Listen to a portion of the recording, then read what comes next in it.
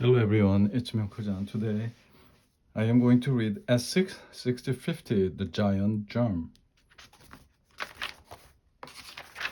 Chapter 1.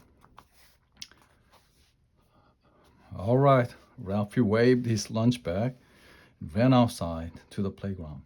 This is great, said Wanda. A picnic.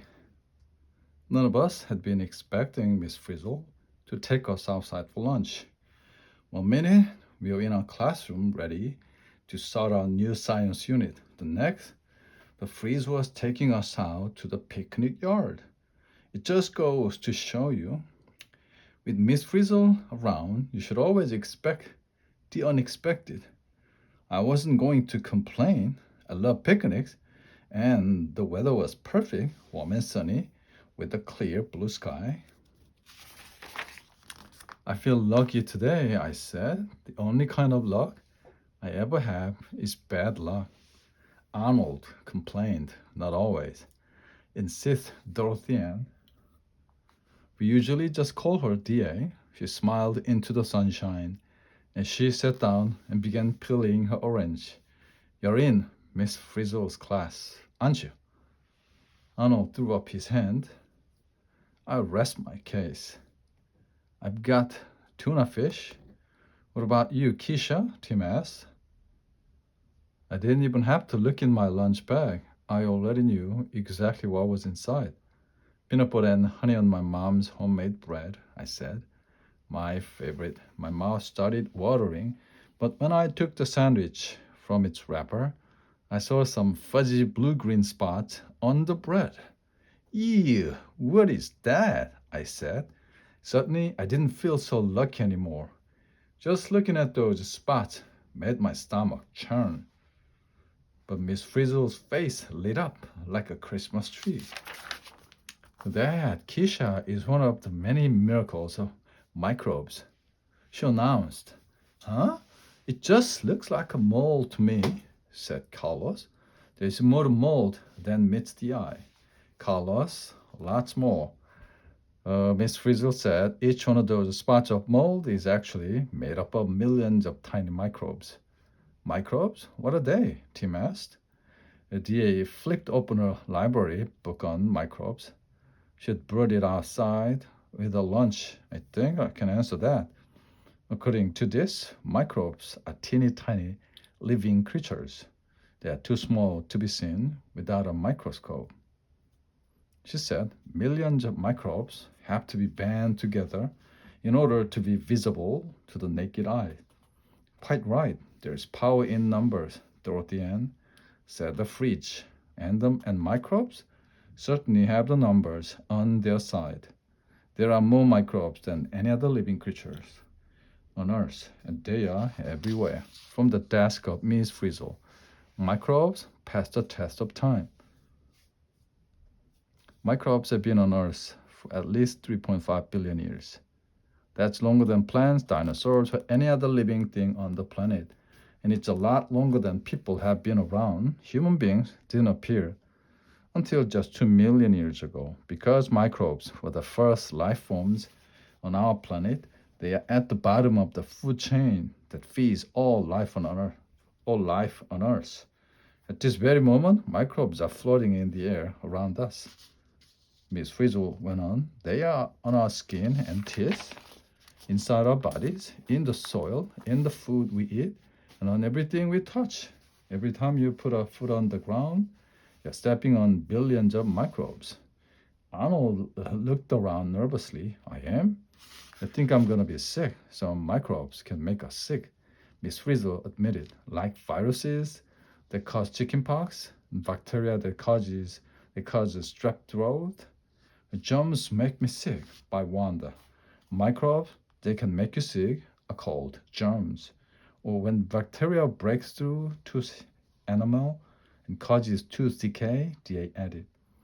Ralph ran his tongue across his teeth. So that's how I got my cavity. He said, this was more than I wanted to know. I just wanted to eat my lunch, but it was moldy with microbes. What about my sandwich? I asked. All of a sudden, Miss Frizzle got a special twinkle in her eyes.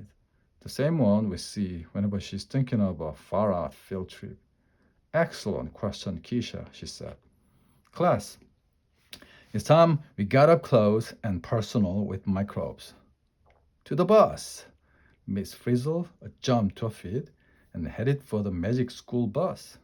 The next thing we knew, we were all inside the bus with her. I must have dropped my sandwich in the rush. When I looked out the window, I saw it lying on the ground next to the picnic table. Buckle up, everyone, said Miss Frizzle. She got behind the wheel and pushed some buttons on the dashboard. The bus got smaller and smaller. So did we. Soon we were no larger than a particle of dust. I guess you have to be microscopic if you want to mix with microbes, said Tim. Now that's small, by Phoebe. We say that something is microscopic when it is too small to be seen without the use of a microscope. You said it, Miss Frizzle hit the gas pedal and the bus shot up into the air. Next stop, Keisha's sandwich. Chapter 2, the magic school bus flew through the air. Now that we were so tiny, we could see all kinds of creatures floating around us. Some looked like round balls, others were shaped like rods or spirals. Are those microbes? Arnold asked. He looked as if he was afraid to breathe. Will they make us sick? Not all microbes make us sick, said the fridge. The few that do have given all microbes a bad name. Most people don't know that microbes do a lot more good than harm. You mean a good microbe isn't hard to find? Carlos said. Not at all, the freeze answered. Microbes help out. Microbes may be small, but they help in big ways. The yeast that make bread rise are microbes. A lot of the oxygen we breathe is produced by microscopic algae. The fungi are used to make cheese. They put the blue in blue cheese, and different kinds of bacteria are used to make yogurt. Microbes are used to make medicines that keep us healthy. And they even clean nuclear waste, so hooray for microbes. Microbes come in all different sizes, shapes, and colors, Miss Frizzle told us. She pulled out a poster from the glove compartment and unrolled it. It listed the 5 most common types of microbes. Number 1, bacteria. The Koch, the bacilli, the spirochetes, the vibrious fungi, zygomycota, ascomycota, algae, diatoms, dinoflagellates, protozoa, amoeba, the paramecium, the viruses, adenovirus, bacteriophage. I couldn't believe all the funny-looking shapes. These are just a few examples of microbes, the freeze explained. Within each category, there are many more kinds of microbes. Some are made up of just one cell, like the bacteria we see in the air. Others are made up more than one cell, but are still too tiny to see without a microscope. What's in a cell? A cell is a very small, basic unit of a living matter. Living things can be made of one cell or many cells, like the fungi that make up bread mold, DA says. Speaking of bread mold, Miss Frizzle turned the wheel and the magic school bus zoomed down toward the playground. I saw my sandwich on the ground next to the picnic table. The closer we flew, the bigger it looked. The mold was like a huge forest next to a sandy beach of bread. Miss Frizzle aimed the bus at one of the spots of mold, and we plunged right in. Yuck, I definitely wasn't hungry anymore. After we landed, Miss Frizzle handed out rubber boots and safety helmet. Then we all jumped off the magic school bus right onto the surface of the bread. It was a sponge and tricky to walk on. The air holes in my bread were like big craters. Wow, DA said, this is mold? It looked more like a forest to me. We were surrounded by tall, small, tree-like stalks. Each stalk blossomed into a cluster of smaller branches at the top. But there were so many I couldn't begin to count them all. Yes, indeed. Fabulous fungi, as far as the eye can see, Miss Frizzle announced, looking at the fungi with a smile. But what are the fungi doing here? Phoebe asked. They're the fungus among us. Actually, we're among the fungus. That's fungi.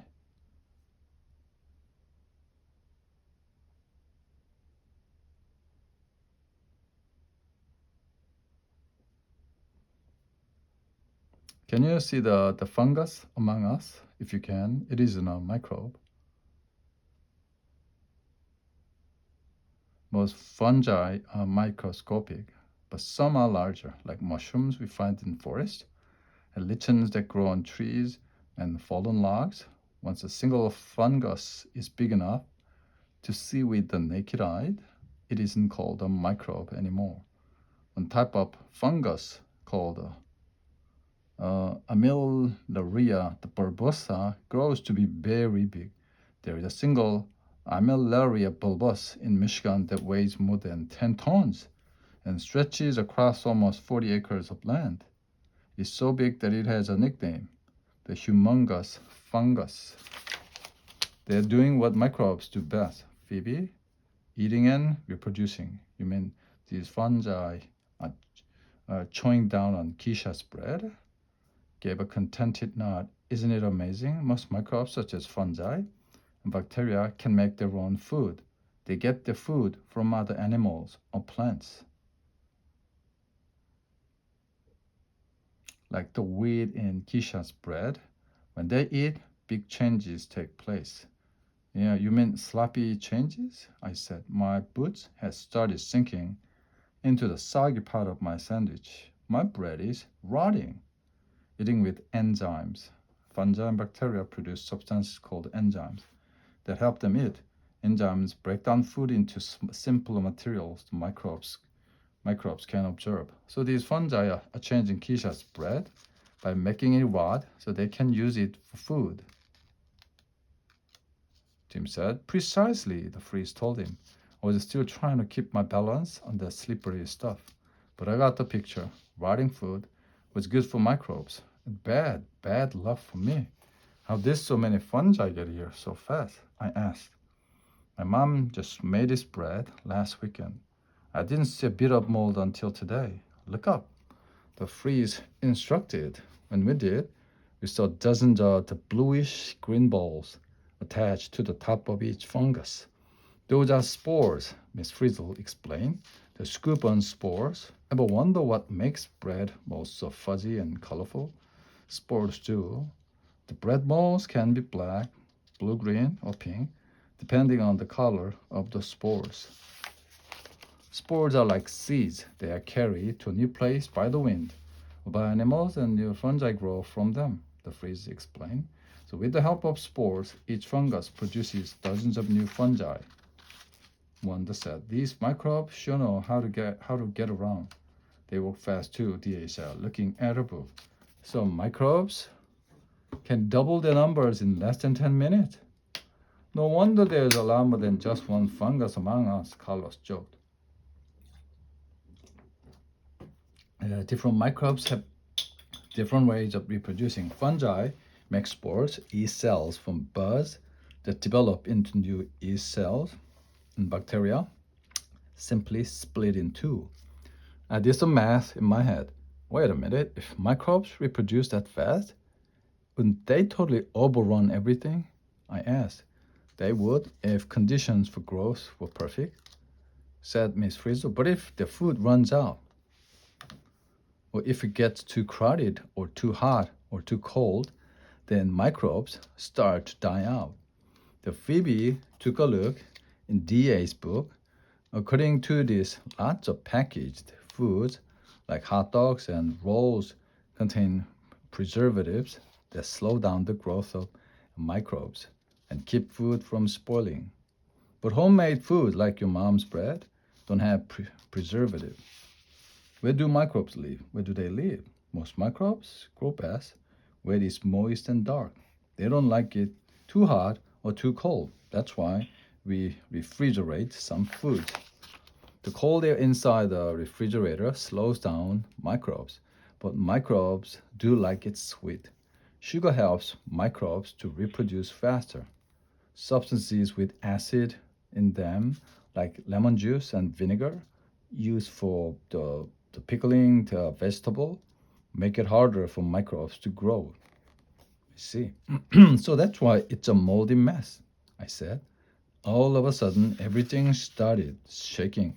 Whoa, I grabbed at the tubular stalks of fungi to keep from falling. Earthquake, Arnold cried. Relax, just the fourth grade kids cleaning up, said Tim. The fourth graders in our school had studied a compost heap and recycling program. They towered over us as they collected trash and food scraps from the playground. We were so tiny that they looked like skyscrapers. No bigger, like huge mountains. Every time one of the kids took a step, the ground trembled like crazy. I never knew exploring microbes would be such a shaky experience, Ralphie said. Don't look now, but this could become a squishy experience soon, said Phoebe. Phoebe pointed toward the fourth grade girl who was walking toward us. The girl wore gloves and was busy dropping DA's orange peel into her bag of food scraps. She didn't seem to notice my sandwich lying on the ground in front of her, with all of us on it. We could see her enormous food coming toward us. Our luck is running out, guys, I cried. The magic school bus is about to turn into the magic pancake. The end.